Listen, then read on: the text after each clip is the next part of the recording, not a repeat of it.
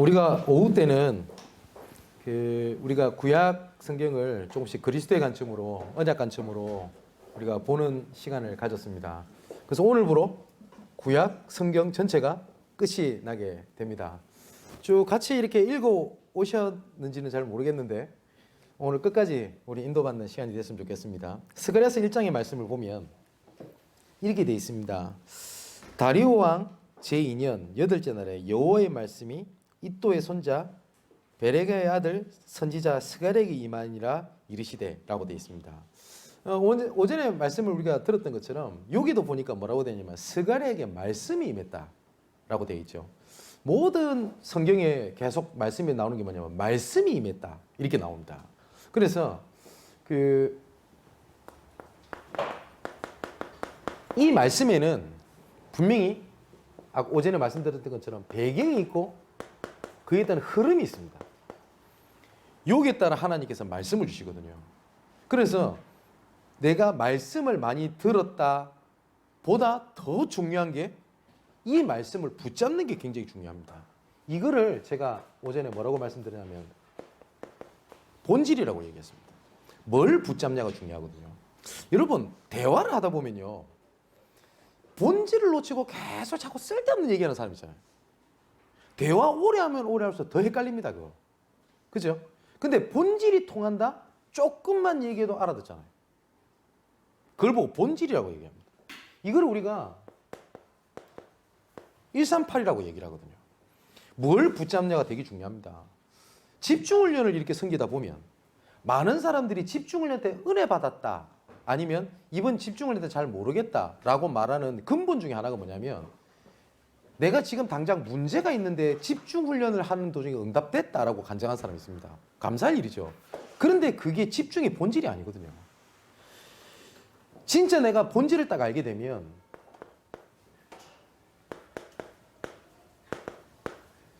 내가 진짜 중요한 것을 붙잡아야 될 게 있거든요. 이걸 주와 부가 나뉜다고 얘기를 합니다.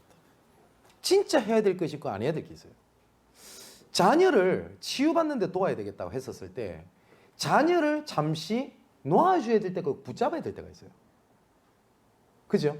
치유를 위해서 잠시 놔야 될 때가 있고 붙잡을 때가 있어요. 그렇게 보면 내가 진짜 거기서 집중해야 될 내용들이 나옵니다. 이거를 제가 뭐라고 표현하냐면 다른 말로는 몰입이라고도 합니다.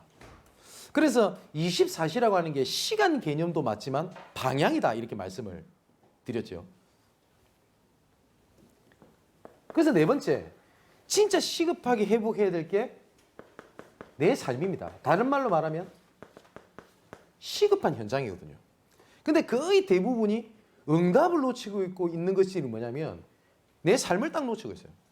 거의 보면 회피하거나 등을 돌리거나 두려워하거나 그러고 있는 겁니다. 하나님께서 여호수아를 불러가지고 내가 모세와 함께 했던 것 같이 너와 항상 함께 있겠다 라고 말씀하시면서 거기서 여러 번 반복하는 게 두려워하지 마라, 무서워하지 마라 이런 말씀을 계속 주십니다. 왜냐? 그거 놓치고 있거든요. 근데 이스라엘 백성들이 가나안을 들어가는 언약의 여정 속에 있으면서도 계속 붙잡혔던 게 뭐냐면 과거에 대한 상처 그리고 당장 정복해야 되는 두려움이 계속 사로잡혀 있어요. 그 길을 가면서도 등을 딱 돌리고 있는 겁니다.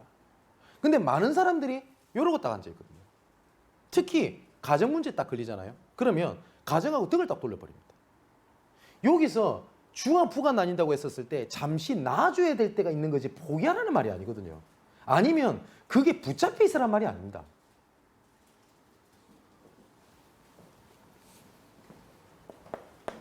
이것을 딱 붙잡고 말씀을 잘 보면 하나님께서 이끌어 가신 흐름이 딱 보입니다. 아, 때가 됐구나. 도전해야 되겠구나. 기다려야 되겠구나. 이걸 보고 9가지 포인트라고 얘기해요. 왜 사람은 과거, 현재, 미래가 있잖아요. 그죠? 그리고 사람은 앞뒤, 옆도 있습니다. 그런 걸 쫙 보다 보면 내가 해야 될 것들이 나와요. 시간표가 나오는 거죠.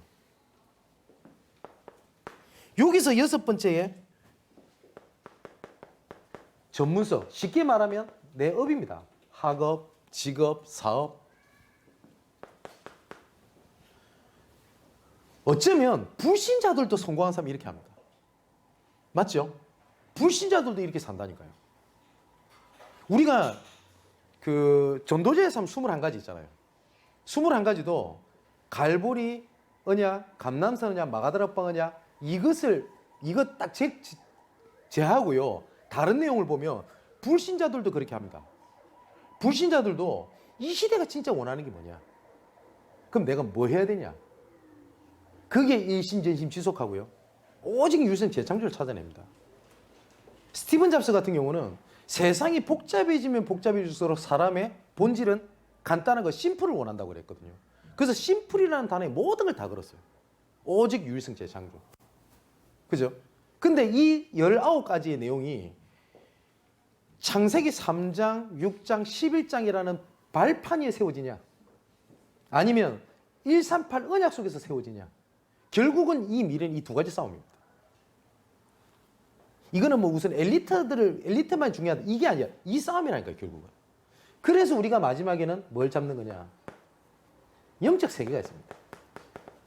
하나님께서 우리에게 주신 방향이 있죠. 이것 때문에 도전을 하게 되는 겁니다. 자, 오늘은 스가랴서와 말라기서를 마지막으로 보고 구약성경 전체를 마치려고 합니다. 스가랴서의 전체 내용을 잘 보면 그 스가랴서는 그 총 12장으로 이렇게 되어 있거든요.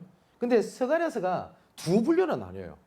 1장부터 8장까지의 전반부가 있고 그 다음에 9장부터 12장까지는 후반부의 내용입니다. 그러니까 이 사이는 약간 시간적으로도 약 40년 정도 격차가 이렇게 있게 됩니다. 그러니까 이 스가랴에 하나님 주셨던 배경이 뭐냐면 말씀에는 배경이 있다고 그랬죠. 하나님께서 스룹바벨을 통하여 성전을 건축을 재개한 이후의 일입니다. 근데 이 성전을 이렇게 계속 지어가잖아요. 지어가는데 주변 국가라든지 여러 가지 핍박이 생기게 됩니다.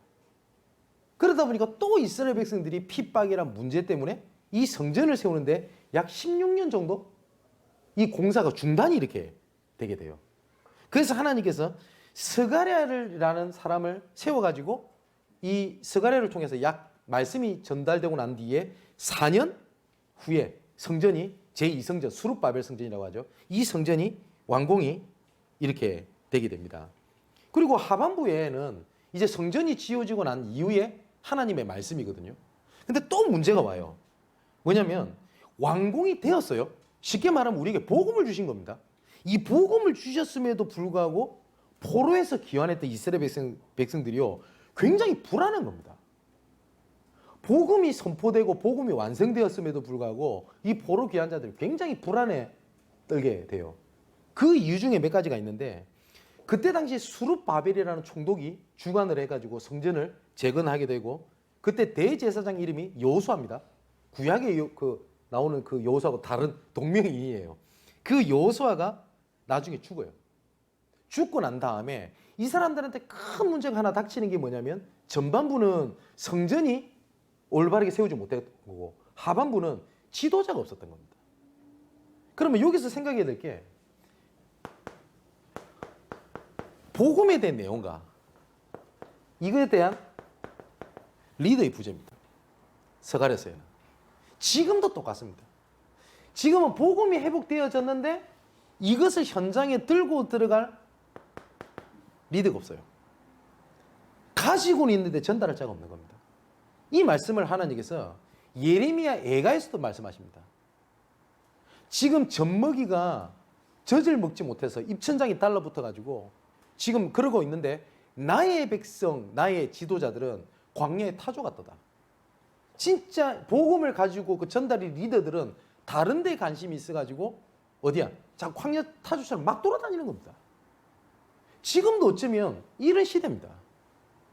어쩌면 진짜 복음 말하고 있는 교회, 복음 말하고 있는 지도자, 중직자, 목회자들이 없어요. 현장에. 그러면 우리는 맞고 너희들은 틀리다. 그 얘기를 하려고 하는 게 아닙니다. 진짜 현장에 복음을 말하는 데가 있습니까? 없잖아요. 그리고 이 복음을 말할 수 있는 리더들도 없습니다. 제가 부교육자 생활을 하면서 제가 감사했던 게 몇 가지가 있는데, 저를 부교육자로 데리고 있던 분 중에 저를 교회 직원이나, 그러니까 돈을 주고 사람을 쓰는 사람이 아니라 저를 정말 배경이 되어 주셨던 분이 계세요.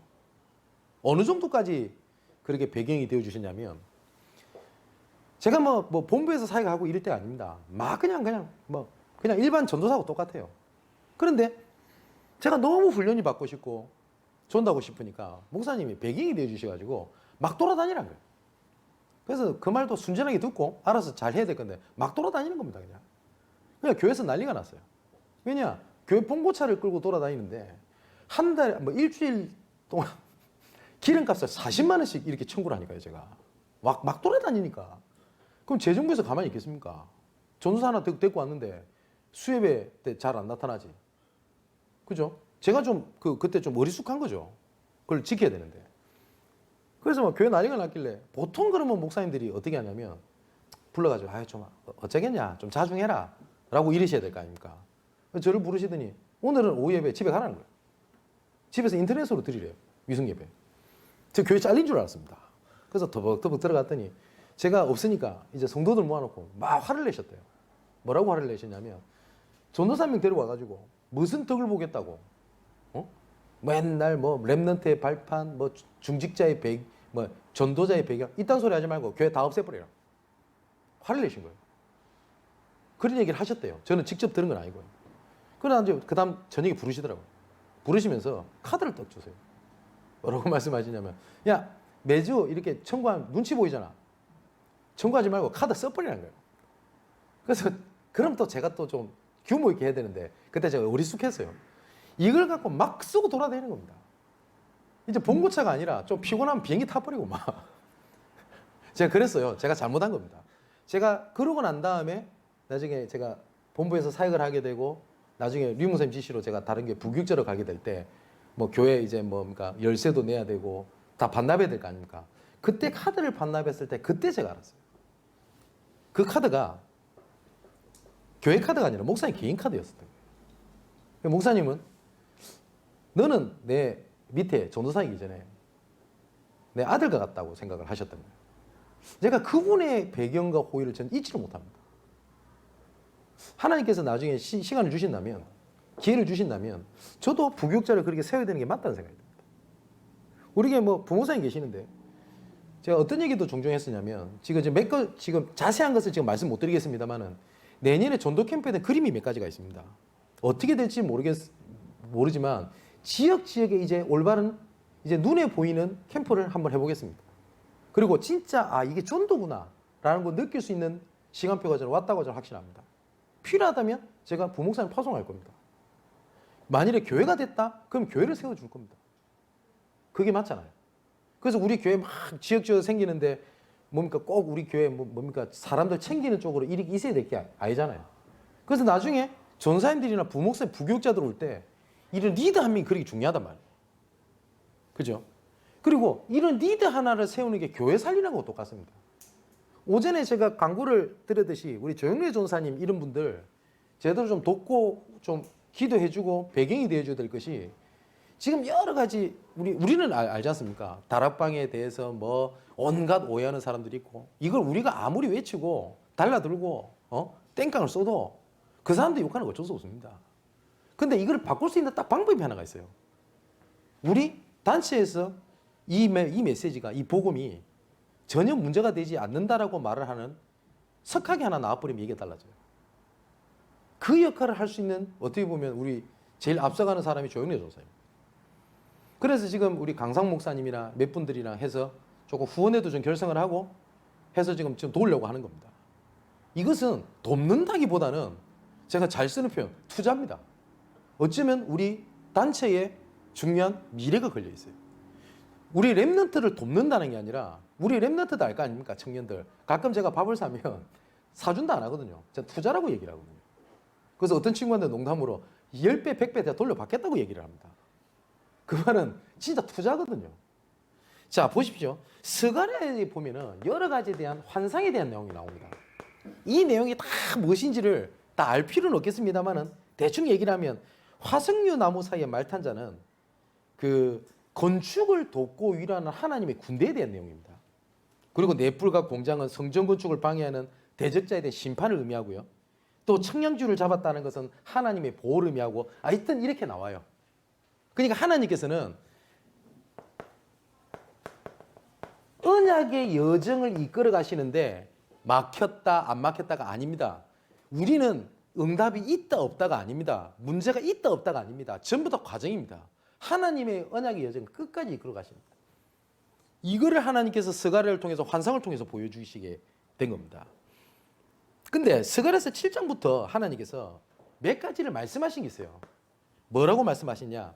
스가랴서 7장 4절에서 7절에 보니까 복음을 회복하고 그리고 성전을 회복할 성전이 지금 재건되는 것이 약 16년 동안 멈췄다고 했잖아요. 그거를 하나님께서는 잘못된 의식을 바꾸라고 얘기를 했어요. 그게 뭐죠? 틀이에요. 교회는 이래야만 해. 렘넌트는 이래야만 해. 중직자는 이래야만 해. 틀입니다.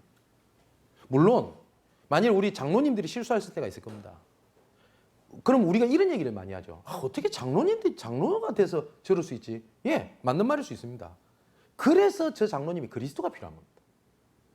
그게 마치 어떻게 장로님이 그럴 수 있냐? 어떻게 전사님이 그럴 수 있냐? 예, 그럴 수 있어요. 그래서 그리스도가 필요한 겁니다. 그렇지 않습니까? 그런데 중직자는 이렇게 해야 돼 라고 하는 것들이 내가 인도받아야 될 방향이지 그게 틀이 돼버리면 나도 죽고 남도 죽여요. 그렇지 않습니까? 또 7장 8절에서 14절에 보니까 하나님께서 뭐라고 말씀하셔요? 재밌는 말씀을 해요. 과거를 잃어버리라고 안 했습니까? 근데 여기는 과거의 불순종을 기억하래요. 이 말씀은 무슨 말이냐면 그 옛날에 있는 것을 해라는 것이 아니라 어떻게 보면 실패를 할 수밖에 없었던 이유 있죠. 그 이유를 찾아내라는 거예요. 그리고 해답이 그리스도밖에 없다는 것을 하나님께 보게 하시려는 하나님의 계획입니다. 그리고 하나님께서 8장부터는 1절 17절에 보니까 이 과거를 기억하고 있으면 하나님께서 회복에 대한 약속을 또 하셨어요. 또 9장에 넘어가면 8장이네요. 8장 18절에서 23절에는 하나님께서는 또 이스라엘에 대한 기쁨을 회복하시겠다라고 약속을 하셨습니다. 이렇게 말씀하시고 난 다음에 요 사이는 제가 말씀드렸죠. 40년이라는 기간이 이제 끝나게 됩니다. 딱 지나게 돼요. 이때는 성전이 재건이 돼요. 이 기간 동안에.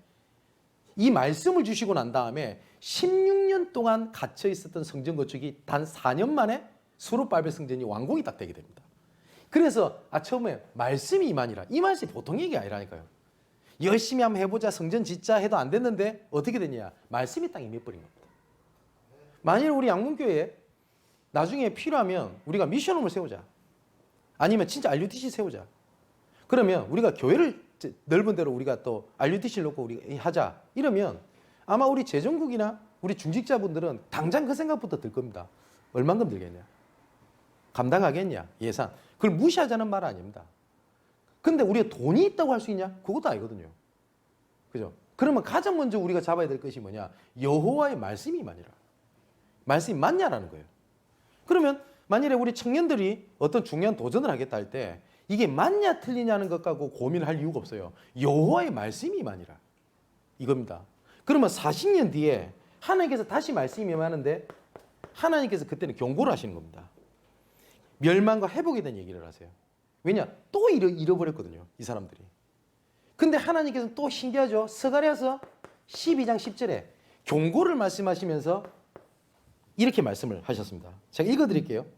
스가랴서 12장 10절에 자, 내가 다윗의 집과 예루살렘 주민에게 은총과 강구하는 심령을 부어주리니 그들이 그 찌른 바 그를 바라보고 그를 위하여 애통하기를 독자를 위하여 애통하듯 하며 그를 위하여 통곡하기를 장자를 위하여 통곡하듯 하리로다.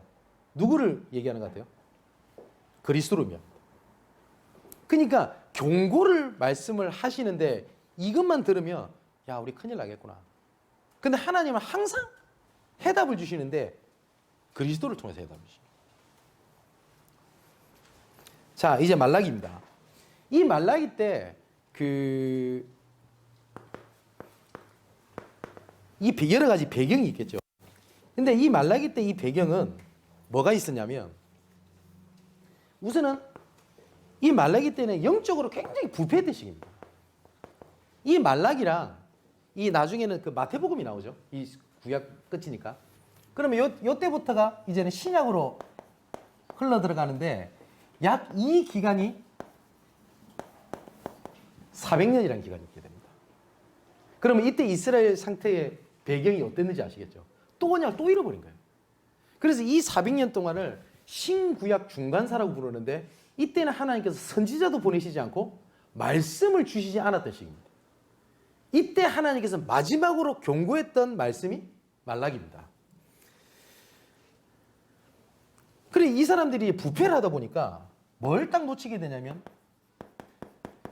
헌신해야 될 이유가 없었던 거예요. 그래서 하나님께서는 부패를 해결하고 헌신을 하나님께서 하기 위해서 말씀을 주시는데, 여기서는 두 가지에 대한 말씀을 주십니다. 말라기에서는 어떤 얘기를 하시냐? 첫 번째, 예배에 대한 얘기를 하세요. 사랑하는 성도 여러분, 제가 예배부터 해보게라. 예배 말씀 놓치지 마라. 이 말은 우리 교회에 예배 때 좀 많이 앉아있으면 좋겠다 라는 의미로 얘기를 한다면 저는 싹군입니다. 저는 장사치입니다. 그런데 하나님께서 우리를 이끌어 가시는 하나님의 방법이 예배였습니다. 자, 성경을 한번 볼까요? 구약에 계속 반복해서 나오는 말이 있습니다. 단을 쌓았더라. 그죠? 그리고 출애굽기 3장 18절에 보니까 피제사, 그리고 성막, 그리고 오늘도 성전 회복이 나오죠. 성전. 자, 1성전이 솔로몬 성전이고 제2성전이 수룹바벨 성전입니다. 근데 여기가 전부 다 뭘 했던 곳이냐? 하나님 앞에 제사 지냈던 곳입니다. 근데 하나님께서는 단을 쌓았더라.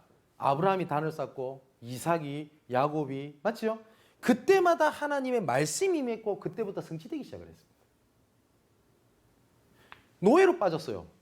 그래서 하나님께서 노예로 빠졌을 때 하나님께서 명하셨던 게 뭐냐면 피제사를 얘기를 하셨어요. 이게 모든 것들은 안 되는데 이 피제사로 말미암아 해방시킨 겁니다. 그리고 성막 중심으로 출애굽을 이끌어 가셨어요. 심지어 성막을 중심으로 텐트를 치고 살았다니까. 60만이 넘는 이스라엘 백성들이.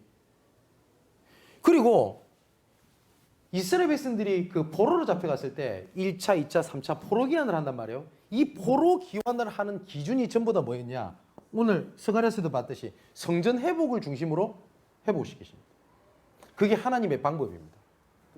이것이 신약 시대 때 넘어와서 그리스도께서 오시고 난 다음에 그게 교회입니다. 우리가 안식일 이러면 토요일이 맞아요.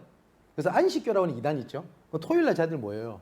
그냥 자기들 말로는 맞아요, 안식일이. 근데 우리가 왜 주일날 예배를 드리냐면 금요일날 예수께서 십자가 못 박혀 죽으십니다. 그리고 부활하신 날이 주일입니다. 그 일을 기념해서 초대교회 때부터 주일을 지키기 시작을 한 겁니다. 그래서 예수께서 금요일날 못 박히셨다고 해서 우리 대한민국에는 문화가 있는 게 성금요일에서 금요예배가 있는 문화가 된 겁니다. 이해되시죠? 예. 수요일 날은 어떻게 되는지 모르겠어요. 근데 금요일은 확실히 그게 맞아요. 그게 교회입니다. 근데 우리가 만일에 보세요. 이 교회가 무너졌다? 끝난 겁니다.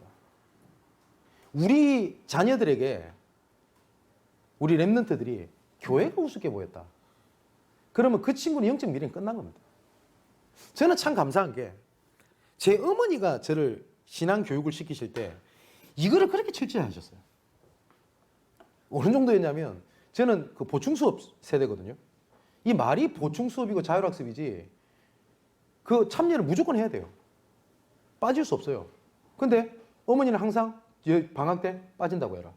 왜냐? 수련회 가야 되거든요. 그리고 저 때는 주일날까지도 공부를 시켰어요. 빠진다고 그래라. 아니 돈이 필요하다? 돈 주고 빠진다 그래라. 그럼 학교 전 난리 나지 않습니까? 그럼 제 어머니 학교 찾아오세요. 우리 애를 안 빼주냐고. 그럼 학교 선생님은 싸웁니다. 얘 대학 못 가도 되니까 빼라는 거예요. 그 이유는 예배였어요. 저는 그게 어머니 이해를 못 하겠더라고요. 근데 지금은 두고 여기에는 배경이 있다는 게 얼마나 감사한지 몰라요.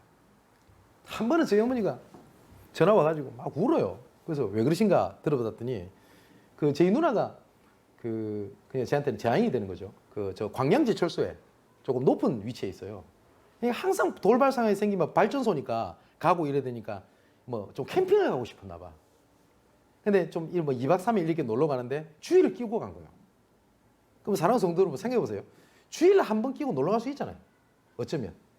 근데 제 어머니는 그 용납을 안 하셨어요. 어릴 때부터. 저는 단 한 번도 어떤 일 때문에 어머니가 예배를 빠지는 모습, 그리고 뭐 어떤 중요한 일이 있으니까 빠져도 된다는 걸 한 번도 저한테 보여주신 적이 없어요. 저한테 단 한 번도. 근데 저희 누나 그래 가버린 거예요. 그게 화가 나신 겁니다. 그건 저한테 전화 와가지고 뭐 내가 보냈나? 그 저한테 전화 와. 나는 어릴 때 너희들을 키울 때 예배를 한 번도 빠지는 모습 보여준 적이 없고 좀 급하다고 다른 교회 가서 예배를 드린 적도 없고 반드시 본교회 섬기는 교회에서 예배를 드리는 모습을 보여줬는데 너희들을 어찌하여 자녀들을 그렇게 키우냐는 거예요. 그저 하도 듣다가 좀 달랜다고 제가 그런 게 아니잖아요. 그 참으시라고. 근데 그 전화를 끊는데 너무 감사한 거예요. 그래서 제가 목사기 때문에 예배를 잘 드린다 그런 거 아니었었어요. 제가 제 인생에 단 한 번도 예배를 빠진 적이 있냐라고 생각해 봤을 때 저는 없어요. 저는 없어요. 그래서 예배라는 게 그렇게 중요합니다. 그리고 이 예배를 통하여 주시는 말씀이 흐름이라는 게 있거든요. 하나님께서 말라기 선지자를 통해서 마지막으로 회복시키셨던 게 이 내용입니다. 그리고 말라기 서에 보면 헌금에 대한 얘기가 나와요. 다시 말하면 헌신에 대한 얘기가 나오죠. 자, 한번 읽어보겠습니다. 말라기서 3장에 보면 하나님께서 이렇게 말씀하십니다. 조금 강하게 말씀하시는 분이 있어요. 7절에 만군의 여호와가 이르노라 너희 조상들의 날로부터 너희가 나의 규례를 떠나 지키지 아니하였도다. 그런즉 내게로 돌아오라. 그리하면 나도 너희에게로 돌아가리라 하였더니 너희가 이르기를 우리가 어떻게 하여야 돌아가리까 하는도다. 사람이 어찌 하나님의 것을 도둑질하겠느냐. 여기서 하나님께서 헌금을 말씀하시면서 도둑질한다는 얘기를 말씀을 하시는 거예요. 그러나 너희는 나의 것을 도둑질하고도 말하기를 우리가 어떻게 주의 것을 도둑질하였나이까 하는도다. 이는 곧 11조와 봉헌물이라. 너희 곧 온 나라가 나의 것을 도둑질하였으므로 너희가 저주를 받았느니라. 만군의 여호와가 이르노라 너희의 온전한 11조를 창고에 들여 나의 집에 양식이 있게 하고 그곳으로 나를 시험하여 내가 하늘 문을 열고 너희에게 복을 쌓을 곳이 없도록 붙지 아니하나 보라. 성경에는 내 여호와 하나님을 시험치 말라라고 되어 있거든요. 하나님께서 이렇게 하시면 내가 이렇게 한번 해보겠습니다 라고 하나님과 딜하는 거 있죠. 그걸 시험한다고 그러거든요. 하지 말라고 되어 있어요. 근데 유일하게 내 여호와 하나님을 시험해 봐라 라고 하는 부분이 어디에 나오냐면 오늘 본문에 나옵니다. 그러면 이것은 제가 우리 교회 성도 처음부터 계신 분 아시죠? 제가 뭐 헌금합시다 어디 모아봅시다 이런 얘기를 하지 않지 않습니까? 근데 성경에서 헌금을 오늘 말씀하고 계시는데 한번 우리가 올바른 방향을 갖고 한번 믿음 갖고 도전해 보는 겁니다. 여기 보니까 경제적인 어려움을 하나님께서 분명히 여기 말씀하고 계시거든요. 올바른 경제가 올바른 흥간이 무너진 부분 얘기를 해요. 그래서 빛의 경제에 도전하는 11조를 놓고 한번 도전하는 겁니다. 그리고 우리 교회가 섬겨야 될 거 아닙니까? 그죠? 제가 이건 종종 말씀을 드리니까 저는 부교육자 생활 때 그걸 너무 많이 봤어요. 교회가 재정이 가장 어려울 때 가장 먼저 끊어버리는 게 선교비를 끊는 걸 너무 많이 봤어요. 그 제가 선교했던 교회에서는 그 어떤 교회에서 많이 돕다 보니까 그 선교사님은 유일하게 그거를 도움을 받을 수밖에 없거든요. 교회가 좀 어려워진 겁니다. 건축을 한다고. 그 당장 선교사님 선교부터 끊어버려요. 이 선교사님이 참다 안 되니까 한국을 오셨어요. 그래서 좀 도와달라고. 근데 결국은 제가 뭐 어떤 대화가 왔는지는 모르겠습니다만은 대화가 안 된 것 같아요 보니까. 그래서 쓸쓸하게 그냥 나가시는 뒷모습을 제가 잊지를 못해요. 제 부교육자 때. 그때 제 마음속에 어떤 생각이 들었냐. 우리 선교부는 뭐 매번 말씀드리니까 교회 재정이 어렵다. 선교 끊지 마십시오. 아, 목사님 교회 재정이 어려워가지고 우리 목사님 뭐 사례를 못, 제 사례를 안 줘도 되니까 선교부 끊지 마십시오. 교회가 있어야 될 이유가 뭔데요? 그죠? 그럼 어렵죠? 그럼 목회인 저도 허리띠 졸라매야 될 거 아닙니까? 그게 맞잖아요. 선교부 끊지 마십시오. 왜냐? 교회가 존재될 이유가 운영이 아닙니다. 선교입니다. 그죠? 그리고 문화를 바꿀 수 있는 건축원금. 여러분, 이 말이 보통 말이 아닌 게 뭐냐면, 제가 몇 번 말씀드리죠. 제가 뭐 우리 배성장님 통해서 들었나? IMF가 오고 그다음에 코로나 때 다 어려워도 다 술집이 무너져도 이 여의도는 안 무너진다네요. 왜냐하면 증권가 그래도 돈이 돌아간대요. 근데 신기한 게 저 술집 사장들이 다 알고 저렇게 모여있냐? 아니에요. 아닙니다. 술집 잘 되는 게 하나 딱 들어서잖아요. 그 영적 흐름이 그래요. 그 주위에는 다 그쪽으로 몰려버립니다. 사창가? 이 사람들이 그 포주 이런 업자들이 야 여기다가 한번 사창가 한번 차려보자. 이래서 차립니까? 아닙니다. 딱 하나가 잘 되는 게 딱 세워져요. 그럼 그쪽 흐름이 쫙 바뀌어버립니다. 그럼 교회가 올바르게 복음 전하고 있는 교회가 한 군데 있다라고 하는 것은 영적 흐름을 바꾸는 하나님의 계획입니다. 이거는 우리가 교회를 크게 세우자는 말이 아니지 않습니까? 또 네 번째, 마지막으로 중요한 거. 우리 후대들 도와야 되죠. 렘넌트 헌금입니다. 자, 이제 마지막으로 결론을 맺으려고 합니다. 그 하나님의 방법이 있습니다. 아까 말씀드렸듯이 하나님의 방법은 언약 회복입니다. 여호와께서 여호와의 말씀이 임하니라. 그죠? 이걸 보고 예배라고 합니다. 그러면 이 예배를 회복시키고 난 다음에 하나님께서는 구원을 성취하시는데 이 구원을 제가 두 가지로 말씀드렸죠. 그리스도를 통하여 나를 위한 구원. 나를 살리셨습니다. 왜 살렸냐? 나를 통한 구원이 있어요. 그래서 성경에 보면 구원을 이루라 라는 말은 구원을 못 받았다. 천국 못 간다. 그 말이 아닙니다. 구원은 받았어요. 나를 통한 구원이 있어요. 이 일을 위하여 우리가 뭘 하는 거냐? 현장에 시스템을 세우는 겁니다. 이걸 우리가 RUTC라고 얘기를 하거든요. 이 RUTC라는 말은 렘넌트입니다. 남은 자가 있어요. 이런 사람들이 흩어져 가지고 있단 말이에요. 현장에. 숨겨져 있고 감춰져 있고. 유니티, 모으라는 거예요. 모아서 뭘 하는 거냐? 복음으로 양육하라는 겁니다. 트레이닝. 그 역할의 센터 역할을 누가 하는 거냐? 여기 계신 중직자가, 렘넌트가, 지역이, 내 업이, 맞죠? 그리고 내 경제가, 내 헌신이 그 센터 역할을 하는 거예요. 이걸 보고 우리가 RUTC라고 합니다. 그래서 그 시스템들을 현장에 세우는 겁니다. 그래서 RUTC는 건물 의미도 맞겠습니다만은 그보다 앞서서 일꾼 의미입니다. 우리가 미션홈을 세워가지고 미션홈 운영되는 게 아니에요. 미션홈을 운영할 수 있는 일꾼의 그릇이 있어야 돌아가요. 맞죠?